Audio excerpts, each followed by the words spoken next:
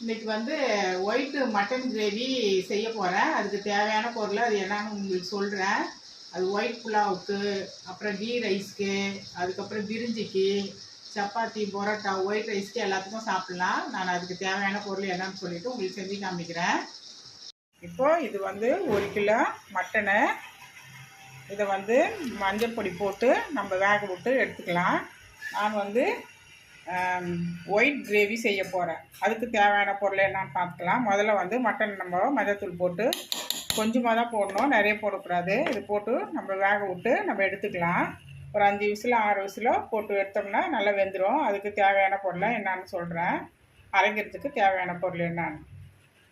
Mutton white கிரேவிக்கு தேவையான பொருள் என்னென்ன போட்டு நம்ம அரைக்க போகிறோம், என்னென்ன போட்டு தாளிக்க போகிறோம் நான் சொல்கிறேன். நான் இப்போ வந்து அரைக்கிறதுக்கு இப்போ அந்த 1 கிலோ மட்டனுக்கு எப்படியும் ஒரு 10 பச்சை மிளகாய் வச்சுருக்கேன். நல்ல பெரிய பெரிய பச்சை மிளகாய்.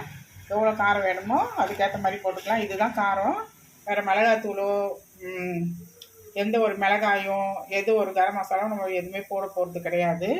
இதுதான் பச்சை மிளகாய் வச்சுருக்கேன், முந்திரி வச்சுருக்கேன், பாதாம் வச்சுருக்கேன், வெங்காயம் வச்சுருக்கேன். தேவையானது தேங்காய் நம்ம எவ்வளோ போட்டுக்கிறோமோ அதுக்கேற்ற மாதிரி போட்டுக்கலாம். எவ்வளோ ஒரு கிரேவி வேணுமோ அதுக்கேற்ற மாதிரி நம்ம போட்டுக்கலாம். இப்போ வந்து வெங்காயம் போட்டுறேன். அரைக்கிறதுக்கு இது அரைக்கிறதுக்கு தாளிப்புக்கு அதுக்கப்புறம் திரும்பவும் சொல்கிறேன் தாளிப்பு என்னென்ன கொடுக்கலான்னு. இப்போ வந்து முந்திரியும் பாதாம் வச்சுருக்கேன், அதையும் போட்டுக்கலாம். கசகசா இருந்தால் கூட நீங்கள் கசகசா போட்டுக்கலாம். கசகசா இல்லாத பட்சத்தில் பாதாம் பருப்பு இருந்தால் பாதாம் பருப்பு போட்டுக்கலாம். டேஸ்ட் நல்லாயிருக்கும். நல்லா குழம்பு நல்லா கிரேவி ஷைனிங்காக நல்லா சூப்பராக இருக்கும். அதுக்கப்புறம் வந்துட்டு தேங்காய் நம்ம எவ்வளவோ அதுக்கேற்ற மாதிரி போட்டுக்கலாம். இப்போ தேங்காய் போட்டுக்கலாம்.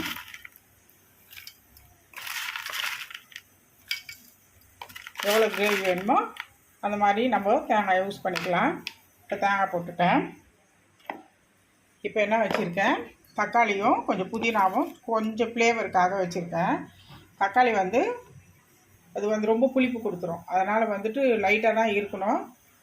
தக்காளி கம்மியாக வச்சு நீங்கள் செஞ்சீங்கன்னா பாதி லெமன் புழிஞ்சிக்கலாம். இப்போ நல்லா பார்த்துட்டு எப்படி டேஸ்ட் பார்த்துட்டு லெமனை வச்சுருக்கேன், தேவையானாலும் பாதி புழிஞ்சிக்கலாம் அப்படின்ட்டு. இப்போ வந்து வெங்காயத்தெல்லாம் நம்ம போட்டுட்டு இதில் எல்லாமே போட்டிருக்கோம்ல, வெங்காயம், முந்திரி, தேங்காய், பச்சை மிளகாய் எல்லாம் வச்சுருக்கோம் இல்லையா. இப்போ வந்து இதில் போட்டுட்டு இதையும் நம்ம போட்டு நம்ம அரைச்சிக்கலாம். வந்து ஒயிட் கிரேவிக்கு இப்போ வந்து எண்ணெய் ஊற்றிட்டேன். இப்போ அதுக்கு தேவையான பொருள் என்னென்னா தாளிப்பு கொடுக்குறதுக்கு பட்டை, லவங்கம், ஏலக்காய், அதுக்கப்புறம் ஜாதி பத்திரி வச்சுருக்கேன், ஒரு அன்னாச்சி பூவெல்லாம் வச்சுருக்கேன், கொஞ்சம் கடல் பாசிலாம் வச்சுருக்கேன். இதை நம்ம அதில் போட்டுடலாம். ஏன்னா கரம் மசாலாலாம் போட்டோம்னா கலர் வந்து சேஞ்ச் ஆகிடும், கருப்பாகிடும். அப்புறம் வந்து அந்த ஃப்ளேவரும் அந்த இது கிடைக்காது நம்மளுக்கு. எப்போதும் போல் கறி தொக்கு பண்ணுற மாதிரி ஆகிடும். இது நல்லா பொரிட்டோம். பொரிஞ்ச உடனே ஒரே ஒரு வெங்காயம் வச்சுருக்கேன், கருவேப்பிலை வச்சுருக்கேன், அவ்வளோதான் இதுக்கு. ஏன்னா நம்ம வந்து இப்போ எல்லாமே அரைச்சி எடுத்து வச்சுட்டோம். இப்போது இந்த கிரேவிக்கு தேவையானது எல்லாமே அரைச்சிட்டோம். இப்போ வந்து வெங்காயம் போட்டுக்கலாம்.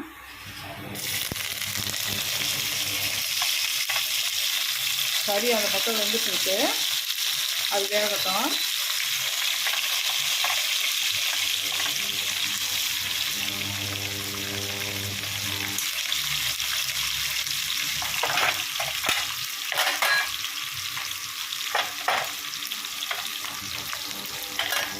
இது நல்லா வதங்கணும்னா இஞ்சி போட்டுட்டு நம்ம அரைச்சி வச்சு விழுதை இதில் போட்டு நல்லா வதக்கிக்கலாம். வதக்கிட்டோம்னா நம்ம குக்கரில் வேக வச்சுருக்கோம் இல்லையா. இப்போ அது வதக்கினதை இதில் ஊற்றி நல்லா ஒரு 10 நிமிஷத்துக்கு கொதிக்க விட்டு எடுத்தோம்னா நல்லா வந்து ஒரு கிரேவியாக செமி கிரேவியாக ஆகிடும். லாஸ்ட்டாக உங்களுக்கு டேஸ்ட்டு, காரம், புளிப்பெல்லாம் எப்படி இருக்குன்னு பார்த்துட்டு லெமன் வேணாலும் பாதி லெமன் புரிஞ்சிக்கலாம், இல்லைன்னா லெமன் வேணாலும் விட்டுடலாம். அது தக்காளியே போதுமான அளவு இது புளிப்பு இருந்ததுன்னா. அதுக்கப்புறம் லாஸ்ட்டாக சும்மா கொஞ்சோண்டு கஸ்தூரி மெத்தி போட்டு இறக்கிக்கலாம். அவ்வளோதான் கிரேவி அது. இப்போ இது நல்லா வதங்குது வெங்காயம்.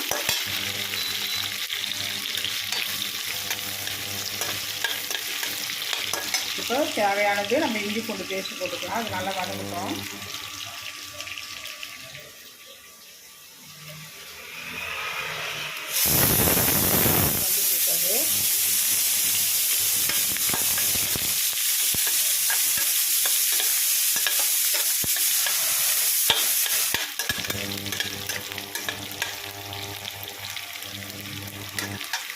இப்போ நல்லா வதங்கிட்டு இருக்கு. இப்போ தேவையானது நம்ம இஞ்சி பூண்டு பேஸ்ட் போட்டுக்கலாம்.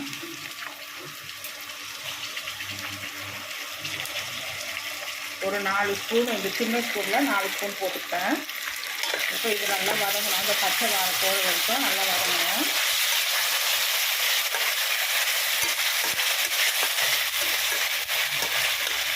இப்போ நல்லா வதங்கிடுச்சு. இப்போ இது கூட வந்து நம்ம கறிக்கு தேவையானது நம்ம எல்லாம் வதக்கி போட்டோன்னா கறிக்கு தேவையானது உப்பு போட்டுக்கலாம். ஏன்னா முன்னாடியே போட்டோம்னா அது எவ்வளோன்னு நம்மளுக்கு தெரியாது. ஏன்னா இதுலேயே வதக்குறோம், இன்ஜெக்ஷன்லாம் வதக்கிட்டு இருக்கிறோம். நம்ம ஸ்டவ்லேயே நம்ம வேக வச்சுட்டு இருக்கிறோம். கேஸு நம்ம கூடுமான வரைக்கும் கொஞ்சம் மிச்சப்படுத்தலாம்னு சொல்லிட்டு நான் இந்த மாதிரி பண்ணிகிட்ருக்கிறேன். இப்போது இந்த வீடு நம்ம என்ன பண்ணிக்கலாம், இதில் போட்டுக்கேன்.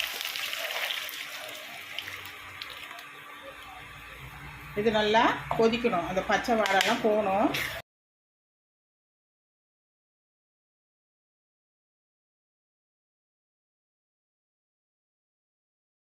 விசில் விட்டு எடுத்தாச்சு. கறி நல்லா வெந்துடுச்சு. இப்போ இதுலேயே நம்ம என்ன பண்ணலாம், இந்த கிரேவி ரெடி பண்ணி வச்சுருப்போம் இல்லையா, அந்த கிரேவி எடுத்து இதில் நம்ம ஊற்றிக்கலாம். ஊற்றிட்டு ஒரு 10 நிமிஷம் கொதிக்க விட்டு எடுத்துக்கலாம். இப்போ வந்து நான் வந்து தேவையானது கல் உப்பு போட்டுக்கிறேன். இப்போ நம்ம எதுவுமே போடணுன்னு அவசியம் கிடையாது. இந்த கிரேவி மட்டும்தான் 10 நிமிஷம் நல்லா கொதித்து நல்லா வந்தோடனே சும்மா லைட்டாக கஸ்தூரி மேத்தி, அவ்வளோதான். உப்பு இருக்குதானே நல்லா செக் பண்ணிக்கோங்க. இப்போ தேவையானது உப்பு போட்டுறேன், கரெக்டாக இருக்கும். இந்த கிரேவி நம்ம இதில் ஊற்றி கொதிக்க விட்டுக்கலாம். புளிப்பு இருந்தால் புளிப்பு பாருங்கள்.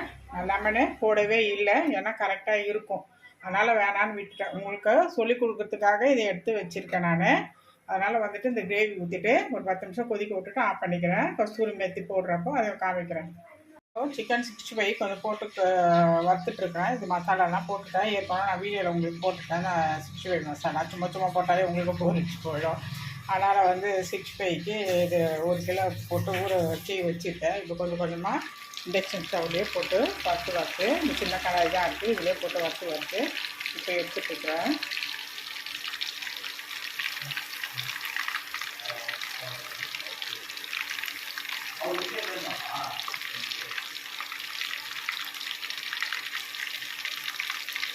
இப்போ போதுமானது கொஞ்சம் கொஞ்சமாக போட்டு வறுத்துக்கலாம். பெரிய கடாயில் நல்லா நிறைய போட்டு வறுக்கலாம்.